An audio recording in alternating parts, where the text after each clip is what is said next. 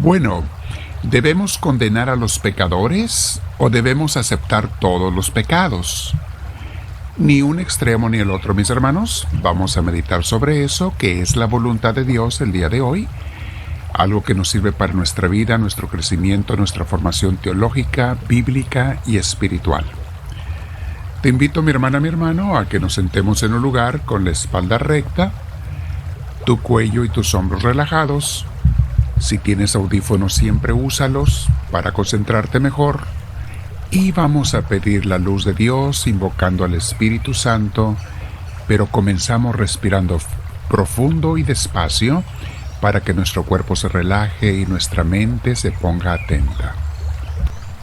Respirando profundo con esa paz de Dios, le decimos al Espíritu Santo: ven a mí, Espíritu de Dios, porque tú mejor que nadie sabe que sin ti no puedo ni siquiera orar, y como dice San Pablo, no puedo ni siquiera decir Jesús es el Señor. Solamente tú puedes inspirarme para hacer, pensar, decir, meditar en todo lo bueno, las muchas gracias y cosas buenas que tú me ofreces, Dios Santísimo. Bendito seas, mi Dios. En este día, mis hermanos, quedándonos con Dios, abrázalo en tu corazón y vamos a meditar sobre el tema de hoy que se llama: ¿debemos condenar y rechazar o más bien amar a los pecadores?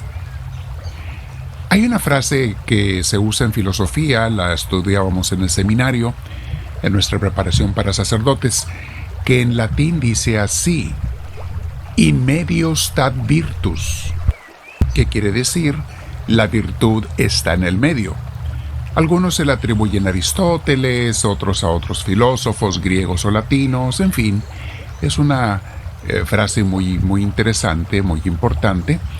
Otros más modernos usan una frase como, incluso algunos decían desde la antigüedad, en el medio está la verdad, también para decir quién tiene la verdad.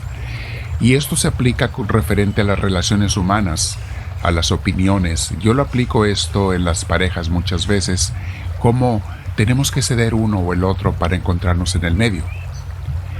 En fin, hay otra frase que dicen todo con moderación, etc.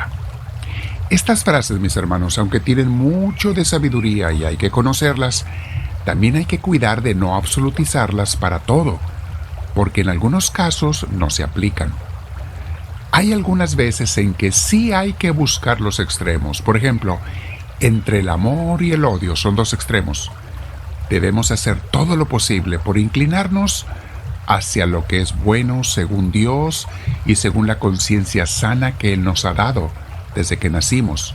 En este caso, hay que inclinarnos hacia el extremo de un verdadero amor. Igualmente, debemos irnos al extremo bueno cuando tenemos que escoger entre el bien y el mal, entre el pecado y la gracia, etc. Entonces ya entendimos por dónde va la enseñanza.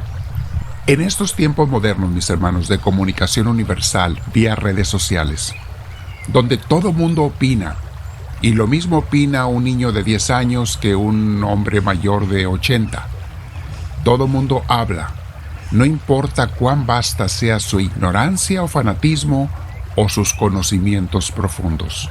Y es imposible saber muchas veces quién es el que está escribiendo. En esta situación, mis hermanos, se han polarizado muchísimo los extremos. En la política, vean cómo se pelean y se han ido a los extremos. En las ideologías, en las interpretaciones religiosas, etc. Las religiones, mis hermanos, han caído mucho en esto, en estas polarizaciones. La Iglesia Católica, o sea, los católicos, los cristianos, allí caemos muchos a veces. Vas a encontrar opiniones muy polarizadas. También se dan a veces en las relaciones humanas, en los matrimonios, el feminismo contra el machismo, que quién es mejor, cuál gana, puros extremos viciosos y dañinos.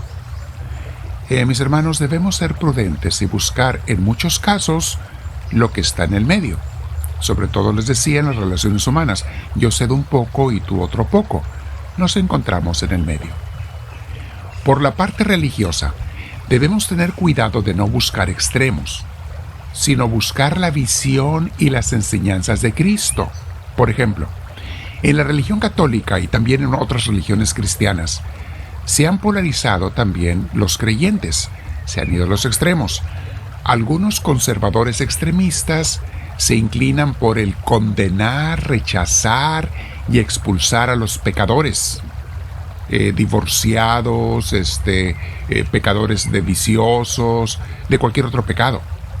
Y por el otro extremo tenemos a los liberales extremistas que te dicen, todo está permitido, todo está bien, lo que quieras hacer está bien, tú eres libre de hacer lo que te dé la gana. Los primeros conservadores extremistas, entre otras cosas, seleccionan y entresacan esta cita bíblica de San Pablo, 1 Corintios 6, del 9 al 10, que dice, ¿no saben que los malvados no heredarán el reino de Dios? No se dejen engañar. Ni los fornicarios, ni los idólatras, ni los adúlteros, ni los sodomitas, homosexuales practicantes, ni los pervertidos sexuales, ni los ladrones, ni los ávaros, ni los borrachos, ni los calumniadores, ni los estafadores heredarán el reino de Dios. Estas mismas personas de extrema derecha muchas veces pues evaden e ignoran otras citas bíblicas como tantas que tiene Jesús. Por ejemplo, San Marcos capítulo 2, versículos 16 y 17, que dice Jesús: algunos maestros de la ley, es lo que está narrando San Marcos, algunos maestros de la ley que eran fariseos, al ver que Jesús comía con los pecadores, le preguntaron a los discípulos: ¿cómo es que su maestro come con colaboradores de impuestos y pecadores? Jesús los oyó y les dijo: los que están sanos no necesitan del médico, sino los enfermos. Yo no he venido a llamar a los santos, sino a los pecadores.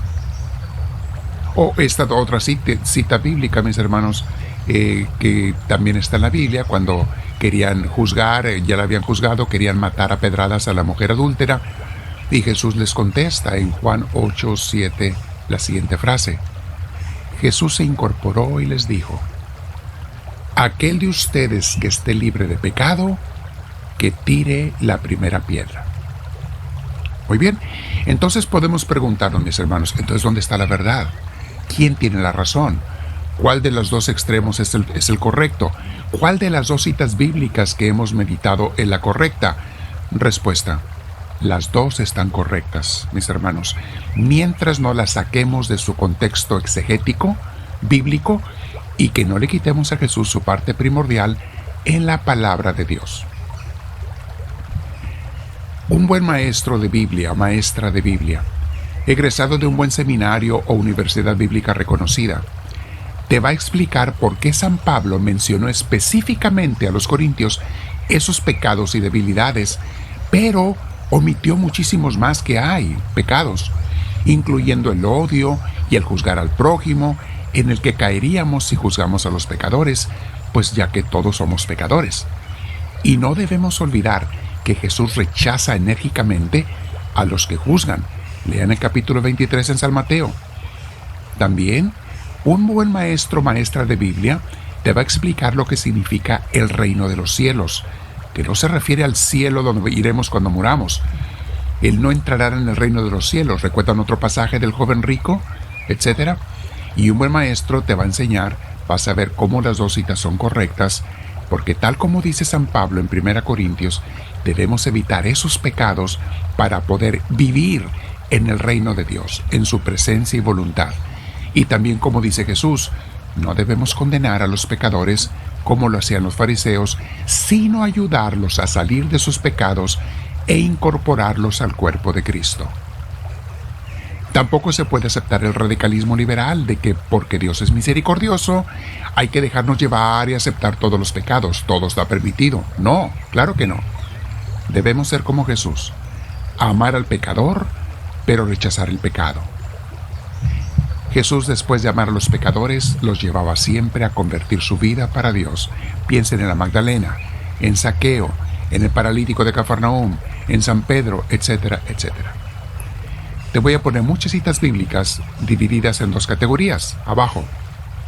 Vea los comentarios sobre citas sobre debemos evitar el pecado y otras citas sobre la misericordia de Dios.